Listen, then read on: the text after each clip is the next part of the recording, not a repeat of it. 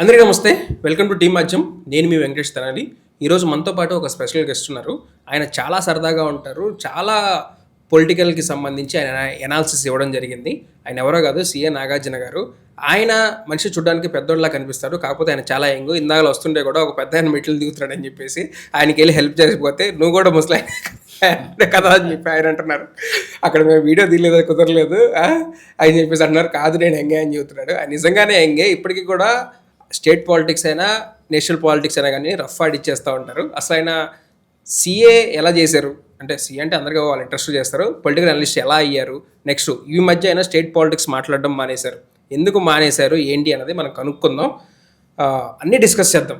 State politics మానేశారు కాదు, మనం మాట్లాడిద్దాం. సార్ నమస్కారం అండి. నమస్తే వెంకట్. సరే, ఫస్ట్ టైం మీ టీవీకి పిలిచావు నన్ను, ఆద్యం టీవీకి. ఇందాక నువ్వు చెప్పిన ఇన్స్టెన్స్కి నాకు నవ్వు వస్తుంది. ఆయన పాపం అంత పెద్ద ఆయన్ని ఏదో మందులు తెచ్చుకోవడానికి ఒక్కడిని ఎందుకు పంపించారో నాకు అర్థం కాదు. మెట్టు దిగడానికి చాలా ఇబ్బంది పడుతున్నాను. సార్ సరే, ఇలాంటివి చాలా జరుగుతూ ఉంటాయి. నేను ఈ మధ్య లోకల్ పాలిటిక్స్ గురించి మాట్లాడడం అనేటువంటిది మానేశాను ఆల్మోస్ట్. ఓకే. ఏదైనా నేషనల్ ఇంటర్నేషనల్ పాలిటిక్స్ ఉంటే ఆర్థికపరమైనటువంటి విషయాలు, ఆర్బీఐ, ఇన్కమ్ ట్యాక్స్, జిఎస్టీ, ఇట్లాంటి వాటి గురించి, భారతదేశం ఇండస్ట్రియల్గా డెవలప్ కావాలంటే ఏ సెక్టార్స్ బాగుంటాయి, ఇట్లనే బ్యాంకింగ్ రంగంలో తీసుకురావాల్సిన మౌలికమైన మార్పులు ఏంటి, ఇలాంటి వాటి గురించి కాన్సన్ట్రేట్ చేస్తున్నాను. కానీ ఈ లోకల్ పాలిటిక్స్ గురించి నేను పెద్దగా పట్టించుకోవట్లేదు almost for the past 1 year నుంచి.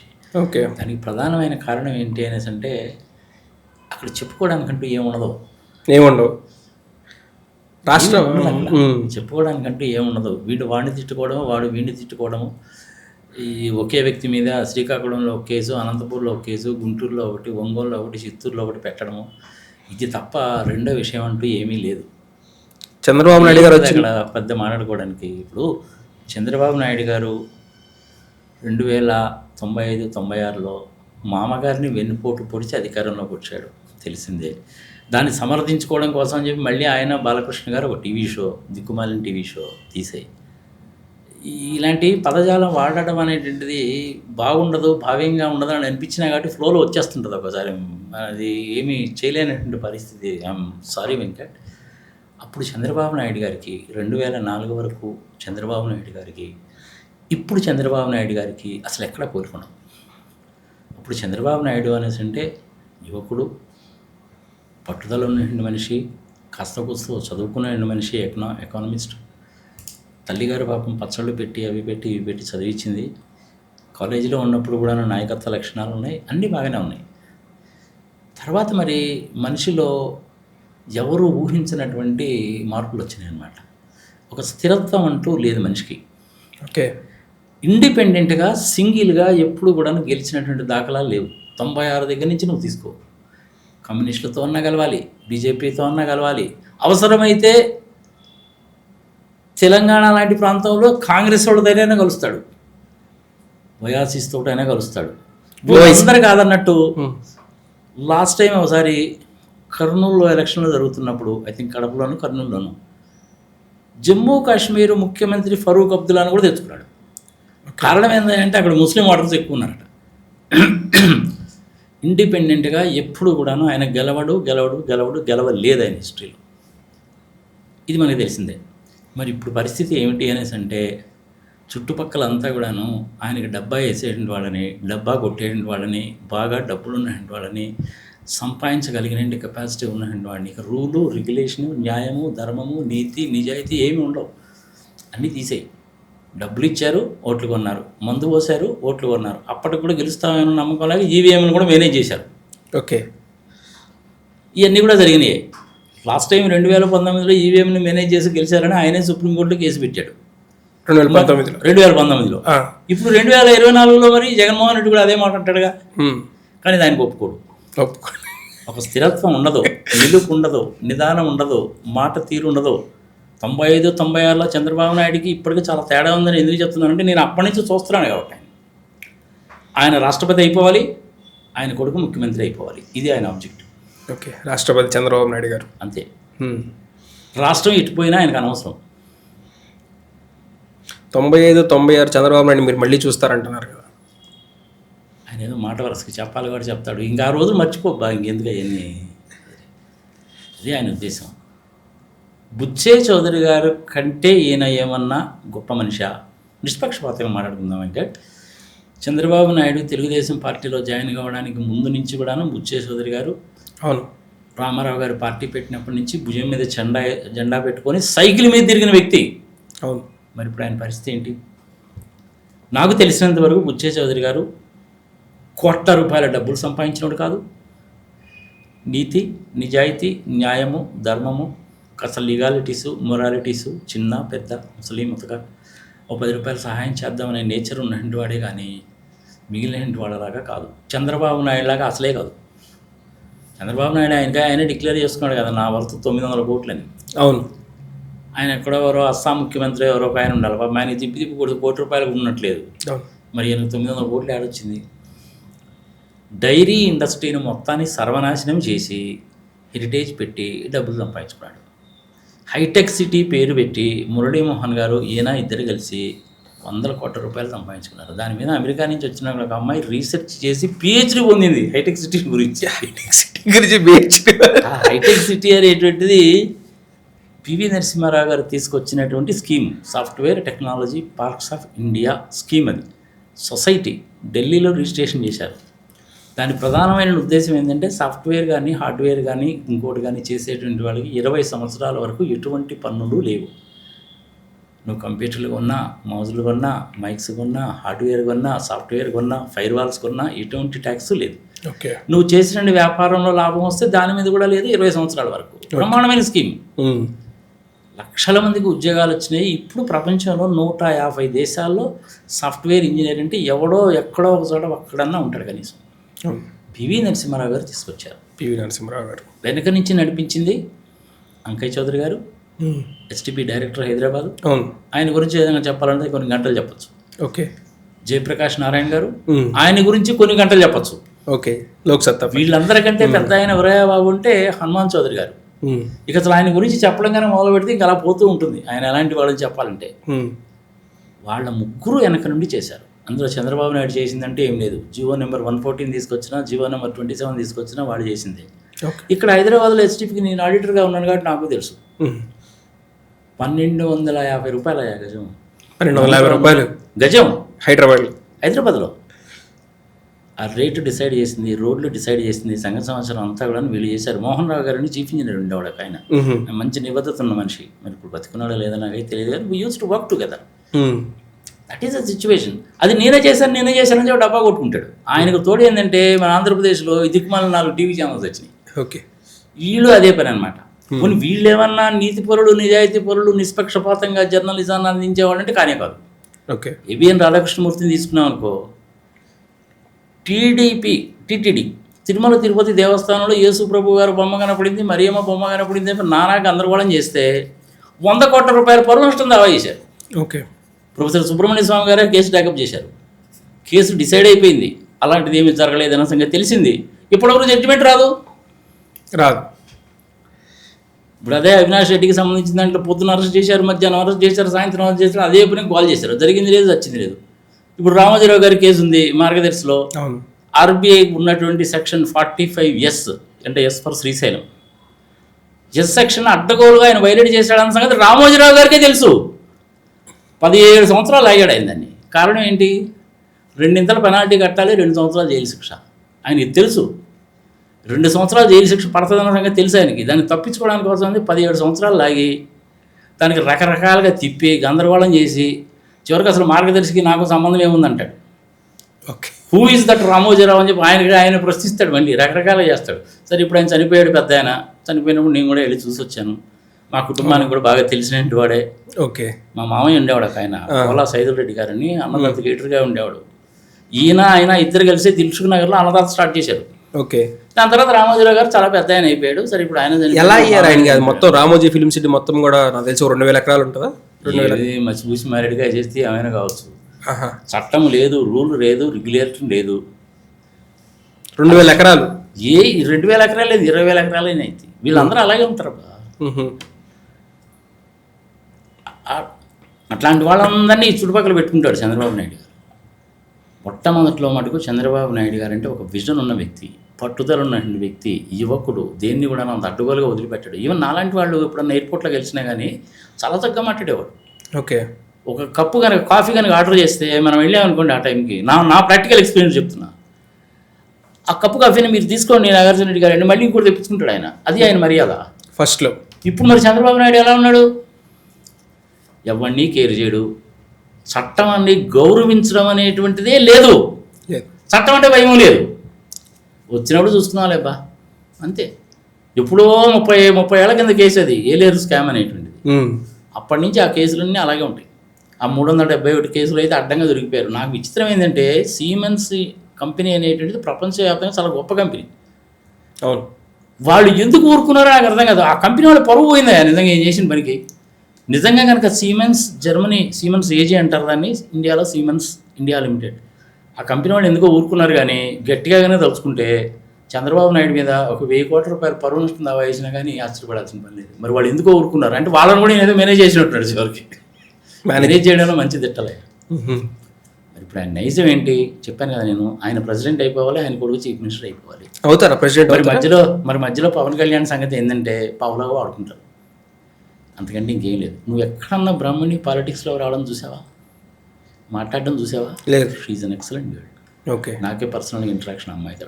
ఆ అమ్మాయి మంచితనము, మర్యాద, మాట్లాడే తీరు, మనుషులు రిసీవ్ చేసుకోవడం ఆల్టుగెదర్ డిఫరెంట్. ఆ అమ్మాయి వెనక నుంచి నడిపించబట్టి చిన్నబాబు ఈ రకంగా ఉన్నాడు. కానీ మరి రోజు సాయంత్రం పూట క్లాస్ పీకుద్దాం 2 దెబ్బలు నాకు తెలియదు కానీ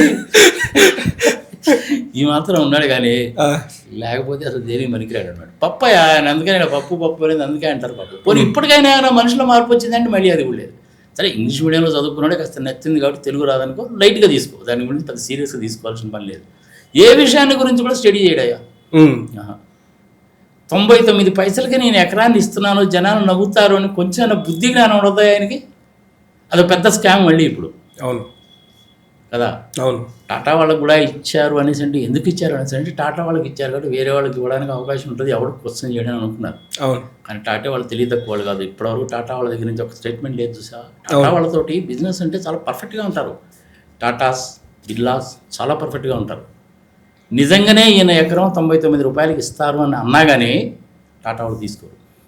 అక్కడ మార్కెట్ రేటు గజం 1,00,000 రూపాయలు ఉందండి, మీరు ఇన్సెంటివ్ వదలుచుకున్నారు కాబట్టి మేము గజం 50,000 రూపాయలు పే చేస్తాము, మాకు 5 ఎకరాలు చాలండి అంటారు. కానీ ఈయన ఇచ్చిన 99 పైసలు తీసుకోరు. అది టాటా వాళ్ళ నిబద్ధత. వాళ్ళ పేరు అడ్డం పెట్టుకొని ఈయన వేరే వాళ్ళకి 60 ఎకరాలు, 70 ఎకరాలు, 80 ఎకరాలు ఇచ్చుకున్నాడు. దోపిడయ్యా నిజంగా. విజయ్ చౌదరి గారు చిన్న మనిషి ఏం కాదుగా. అవును. నేను యాక్చువల్గా గవర్నమెంట్ ఫామ్ అయినప్పుడు ఆయన క్యాబినెట్ ర్యాంక్ హోదా ఇస్తారేమో, లేదు క్యాబినెట్ ర్యాంక్ హోదా కానీ కాకపోయినట్లయితే ఆయనకి స్పీకర్ పదవి ఇస్తారేమో అనుకున్నాను, ఎక్స్పెక్ట్ చేశాను అనుకోండి. ఓకే. కానీ ఇవ్వలేదుగా. ఏమండి విజయ్ చౌదరి, ఎలక్షన్లకు ముందు చెప్తున్నా, ఏమండి విజయ్ చౌదరి గారు మీరు గెలవడం అయితే గెలుస్తారు కానీ అది సిటీ నుంచి తీసి మిమ్మల్ని రూరల్లో వేసారండి రాజమండ్రిలో, మరి ఏమన్నా గెలవడం కొంచెం ఏమన్నా కష్టం అవుతుందా మీకంటే? లేదండి 15,000 మెజారిటీ తగ్గుతుందేమో కానీ 10,000తో గెలుస్తారండి అన్నాడు. మంచి వ్యక్తి, మంచి పేరు ఉంది ఆయన. ఓకే. ఆయన కోట్ల కొద్ది డబ్బులు సంపాదించిన వాళ్ళు కాదు, ప్రజాసేవ చేసేటువంటి వ్యక్తి.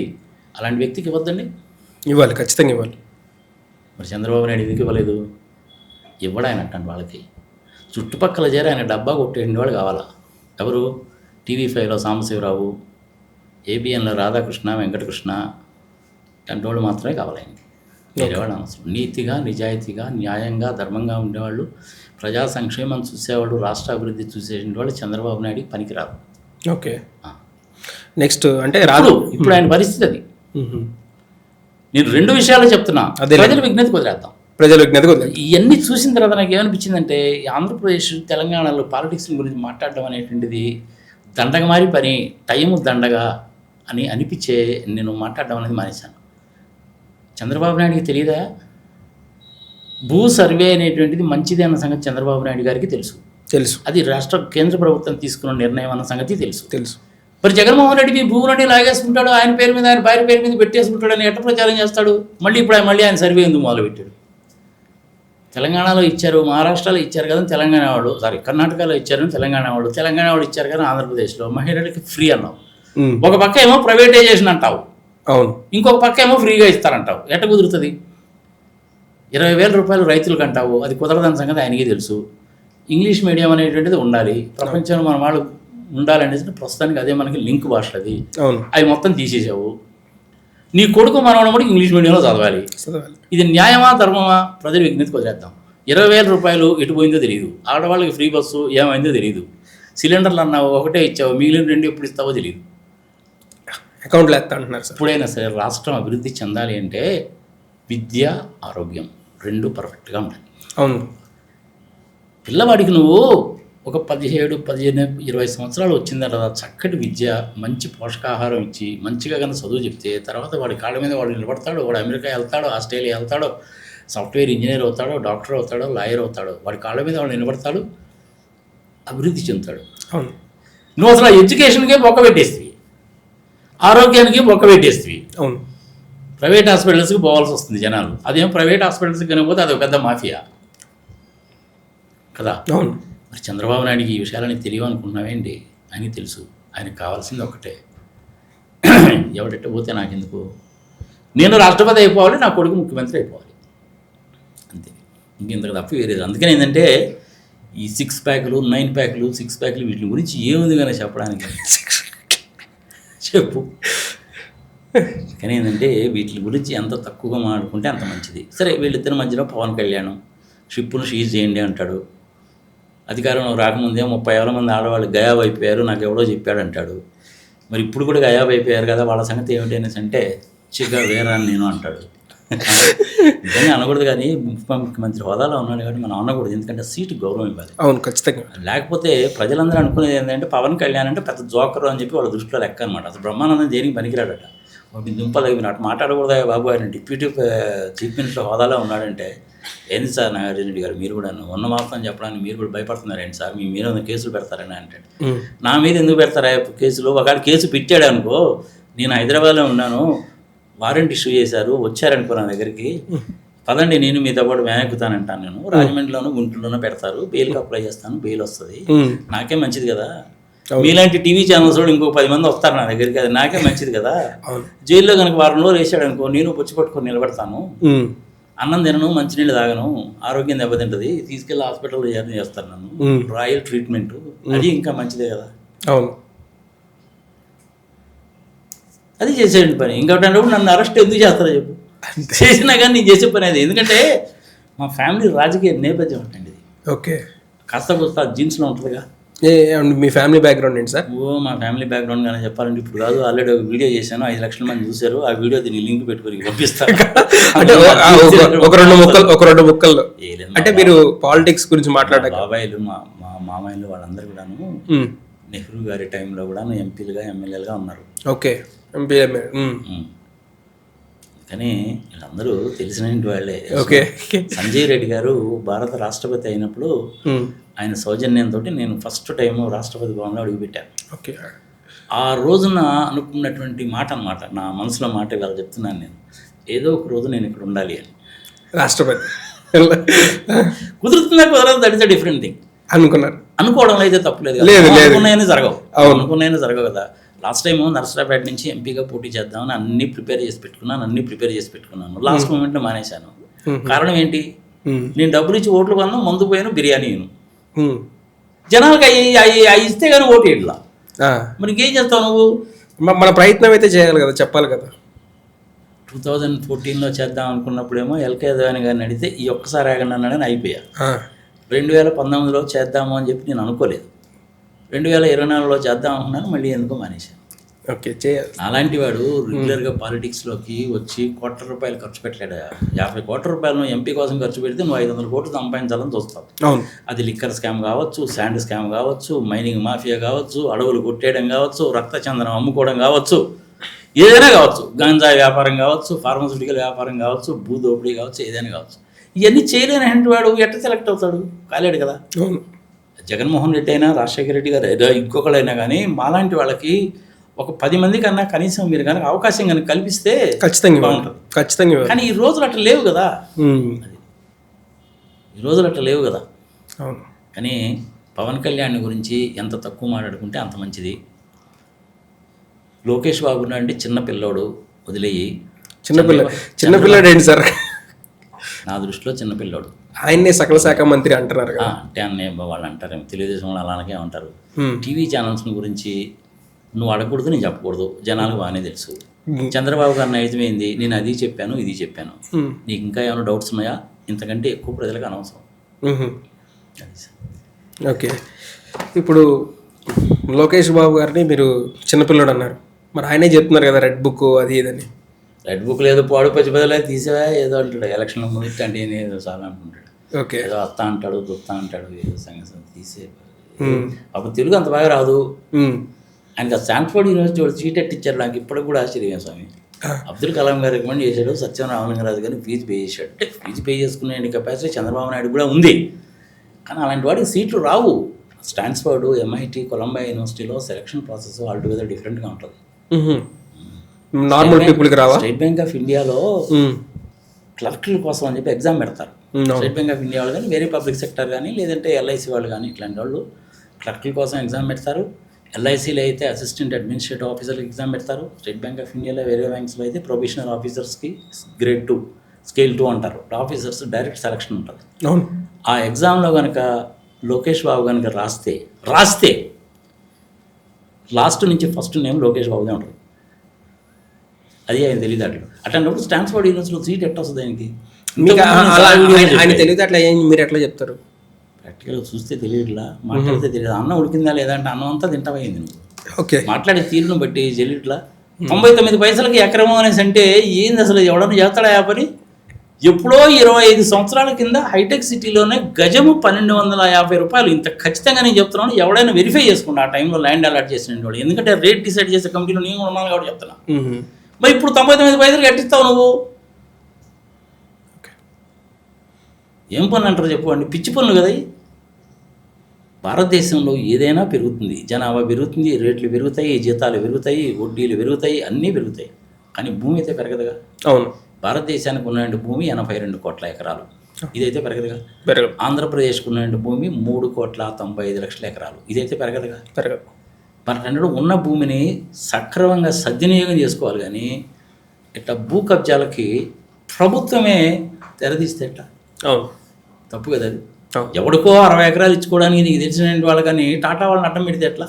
అంతే కదా. పని చేయకూడదు. ఇర్రెస్పెక్ట్ ఆఫ్ ద గవర్నమెంట్. ఎవడైనా సరే కాక ప్రభుత్వ భూమిని సద్వినియోగం చేసుకోవాలి. ఒక హాస్పిటల్కో, ఒక బస్ స్టాండ్కో, ఒక రైల్వే లైన్ వేయడానికో, ఒక ప్రాజెక్టు కట్టుకోవడానికో, రోడ్డు విస్తరణ చేయడానికో ఇట్లాంటి వాటికి ఉపయోగించాలి. కానీ పరిశ్రమలు పెట్టడానికి SEZ లాంటివి క్రియేట్ చేసి చేయొచ్చు. కానీ ఇట్లా అడ్డగోలుగా ఎవరికి పెడితే వాడికి ఇవ్వలేవు భూమి. నీకు భూమి ఎక్కడి నుంచి వస్తుంది? రాదుగా. ప్రజలు కూడా జాగ్రత్తగా గమనించాలి. చంద్రబాబు నాయుడు అప్పటికి ఇప్పటికీ ఎంత తేడా ఉంది అనేసి అంటే ఆ తేడాన్ని మనము మీటర్లలో, కిలోమీటర్లో కొలవలేము. చంద్రబాబు నాయుడికి కావాల్సింది ఏందే బాబు అంటే ఆయన చుట్టూ భజన చేసేవాళ్ళు కావాలి, ఆయన అధికారంలో ఉండాలి, ఆయన కొడుకు ముఖ్యమంత్రి కావాలి. రాష్ట్రం ఎత్తపోతే నాకెందుకు? మళ్ళీ అమరావతి అని చెప్పి నెత్తినెత్తుకున్నాడు. రెండోసారి వచ్చి మోడీ గారు మళ్ళీ ఇనాగ్రేషన్. ఆ ప్రాజెక్ట్ అయ్యేది కాదు, సచ్చేది కాదు, వాడు పచ్చిబద్దలేదు. ఎద్దు చెప్పిటాన్ని అన్ని ఒక్క 3-4 వేల ఎకరాలు. అసలు నాగార్జున యూనివర్సిటీలో కనుక నువ్వు క్యాపిటల్ కనుక పెట్టుంటే, గవర్నమెంట్కి కావాల్సిన బిల్డింగ్స్ కనుక కట్టుంటే మెయిన్ రోడ్ మీద బ్రహ్మాండంగా ఉండేది. ఓకే, ఆ పని చేయకుండా ఇదేం చెప్పాడు? పనికి మాయని పని కదా ఇది. మన తెలుగులో సమాజం చెప్తారే, పని లేని మనవాడు పిల్లితల కొరిగాడని అట్ట అయిపోయింది. ఓకే, దాన్ని అదే పనిగా ఎత్తి చెప్పుకుంటూ ఉంటారు అనమాట. మొన్న కూడా ఫ్లడ్స్ వచ్చినప్పుడు నీళ్ళు వచ్చినాయి. IIT నుంచి వాళ్ళు ప్రొఫెసర్లు వచ్చారు, బోట్లు వేసుకొని తిరిగారు. కనపడతారు అందుకే మనకి. అవును, ప్రపంచ బ్యాంకుకి ఇచ్చిన రిపోర్ట్లో ఏం రాశారో తెలుసా? అంతకుముందు ఇచ్చిన రిపోర్ట్లో చదివితే నాకే ఆశ్చర్యం వేస్తుంది. అది జుట్టు పన్ను లాంటివి కూడా వేశారయా. అంటే ఎగ్జాంపుల్ చెప్తున్నా నేను. ఇప్పుడు ఔరంగజేబు కాలంలో జరిగింది జుట్టు పన్ను, అట్లాంటివి కూడా రాశారయ్యా అందులో. మిస్లేనియస్ ఇన్కమ్ అని రకరకాల పనులు రాశారు. బీంగి చారిటీ కూడా నాకే దిమ్మ తిరిగింది. ఓ నేను అసలు దేశం ఇన్ని రకాల పనులు వేయొచ్చా అని. ఓకే, మొన్న కూడా 15,000 కోట్లు ఇస్తున్నారు, 15,000 కోట్లు ఇస్తున్నారు. ఆహా మోడీ గారు ఇచ్చేశారన్నారు కదా. ఆ 15,000 కోట్లు అనేది వాళ్ళు ఇచ్చింది లేదు, ఇది తీసుకుంది లేదు. వాళ్ళు ఇస్తే వాళ్ళు బడ్జెట్లో పెట్టాలి, వాళ్ళు పెట్టాల. 15,000 కోట్ల రూపాయలు అనేటువంటిది అప్పు. అది కూడా ఎలాంటిది? నువ్వే కట్టుకోవాలి. అవును, కేంద్ర ప్రభుత్వానికి ₹1 కూడా సంబంధం లేదు. వాళ్ళు ఇవ్వాల్సిన డబ్బులు ఏదో ఇచ్చారు, చేతులు ఇచ్చేసారు, ఇంక వాళ్ళకి ₹1 కూడా ఇవ్వరు. అంతే. అదొక పెద్ద గుదిబండలాగా తయారవుద్ది అనమాట ఇప్పుడు చివరికి. ఓకే, రియల్ ఎస్టేట్ వ్యాపారం చేద్దామని చూశారో కుదరలేదు. అసైన్మెంట్ భూములు కొంటాడా ఎవడన్నా? అసలు అసైన్మెంట్ భూమి అంటే ఏది చెప్పు? నాకు బతకడానికి ఏమీ లేదు బాబో అని చెప్పి నువ్వు తహసీల్దార్ గారికి అప్లికేషన్ పెట్టుకుంటే అది ఆర్డీఓ గారి దగ్గరికి పోయి కలెక్టర్ గారి దగ్గరికి పోయి అందరికి కలిపి ఒకటేసారి 100 ఎకరాలు 200 ఎకరాలు తలా 2 ఎకరాల చొప్పున కొన్ని కుటుంబాలకు ఇస్తారు. అది అసైన్మెంట్ భూమి అంటే. అది నువ్వు బతకడానికి మాత్రమే. నువ్వు దాన్ని అమ్మడానికి వీల్లేదు, తాకట్టు పెట్టడానికి వీల్లేదు, వేరే వాడికి ట్రాన్స్ఫర్ చేయడానికి వీల్లేదు, ఏమీ లేదు, ఎటువంటి హక్కులు ఉండవు. ప్రభుత్వం ఎప్పుడు కావాలంటే అప్పుడు తీసేసుకోవచ్చు. ఓకే, అది అసైన్మెంట్ ల్యాండ్ అంటే. ఆ అసైన్మెంట్ ల్యాండ్ కూడా కొన్నారా? ఎలా కొంటారు సార్? ప్రభుత్వం మాదే వస్తుంది కదా, మీకు ఎందుకు? మీకు కనుక రాకపోతే మీ భూమి తీసేసుకుంటారు. అసైన్మెంట్ ల్యాండ్ ప్రభుత్వం తీసేసుకుంటారు, మీకేం రాదు, చేతికి చెప్పొస్తుంది. నాకు కనీసం ఎకరానికి 5 లక్షలు ఇస్తున్నా ఇవ్వండి అనేసి అంటే పాపం వాళ్ళకి ఇవ్వాలన్న సంగతి వాళ్ళకి తెలియదు. వీళ్ళు 5 లక్షలు ఇచ్చారు, వాళ్ళు 5 లక్షలు తీసుకున్నారు, ఏదో కాగితాలు మేము సొంతకాలు పెట్టమన్నారు, పెట్టారు పాపం. ఓకే, మధ్యలో చెల్లుతుంది మరి? చల్లదు అది. ఓకే, అసైన్మెంట్ భూమి జోలి, అటవీ శాఖ జోలి కనుక నువ్వు పోయావంటే నీ బతుకు బస్ స్టాండే. ఓకే, రైల్వే స్టేషన్ దగ్గర కానీ, రైల్వే ప్లాట్ఫామ్ దగ్గర కానీ, రైలు పట్టాల దగ్గర కానీ ఎక్కడన్నా ఒక ఇంత రాడ్డు కనుక దొరికి నువ్వు ఇంటికి ఎత్తుకెళ్ళావు అంటే నువ్వు అయిపోయావే. అసైన్మెంట్ భూములతోటి, అటవీ భూములతోటి, రైల్వే శాఖతోటి చాలా జాగ్రత్తగా ఉండాలి, ఒళ్ళు దగ్గర పెట్టుకుని ఉండాలి. ఓకే, అది ఎప్పుడేమైంది కూడా మనకు తెలియదు. పోనా లాల్ని ఎవడు పాస్ చేశాడు? బ్రిటిష్ వాడు పాస్ చేశారు. ఎందుకంటే అప్పుడు రైల్వే లైన్ వాళ్ళే, వాళ్ళకు అనుకూలంగా పాస్ చేసుకున్నారు. ఏదో బాగానే ఉన్నారా అని ఈ రాజకీయ నాయకులు కంటిన్యూ చేస్తున్నారు. ఓకే, రైల్వే పట్టాలు ఎవరు తీసుకెళ్ళారు? స్లీపర్లు ఉండేవి కదా ఇంతకుముందు, స్లీపర్లు తీసుకెళ్ళేవాడు అనమాట ఇంటికి. ఇప్పుడు అది కూడా కుదరదు.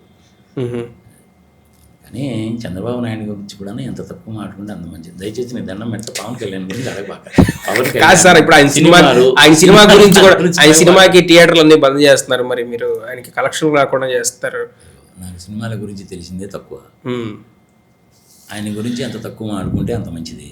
ఓకే, ఆయన ఏదో ఉంటూ ఉంటాడు, అది అంటాడు ఇది అంటాడు, మధ్యలోనే వచ్చిగా వేరా అంటూ ఉంటాడు, తీసే. ఓకే, నేషనల్ పాలిటిక్స్ వెళ్ళిపోయి. పైగా తమాష ఏంటంటే నేను అమరావతిలో పుట్టానంటాడు, బాపట్లో పుట్టానంటాడు, నెల్లూరులో పుట్టానంటాడు, నందిగామలో పుట్టానంటాడు, భీమవరంలో పుట్టానంటాడు. ఆయన ఎక్కడ పుట్టాడు ఆయన తెలియదు. ఎంపీసీ తోటి ఇంటర్మీడియట్ చేశానంటాడు, బైపీసీ గ్రూప్తో చేశానంటాడు, సిఈసీతో చేశానంటాడు, హెచ్ఈసీతో చేశానంటాడు. ఇంకా జనాలు చెవులో క్యాలిఫ్లవర్ పెట్టాలా, నేను సీఏ కూడా చేశానండి అంటలా ఎట్ను సంతోషం. లేదంటే నేను అదే అహ్మదాబాద్లో చదివానండి అంటలా ఎట్ను ఏదో చెప్తుంటాడు.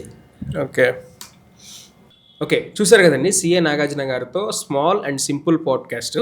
ఓకేనా, ఇలా ఆయనతో మళ్ళీ ఇంకోసారి పెడదాం మనం మీటింగ్ పెట్టి, ఆయనతో international politics, national politics and next national budget గురించి కూడా మనం మాట్లాడదాం. ఓకేనా, ఇలాంటి పాడ్కాస్ట్లు మరిన్ని చేస్తూనే ఉంటాం, చూస్తూనే ఉండండి. Thank you for watching. ఇట్లు టీమాంచం.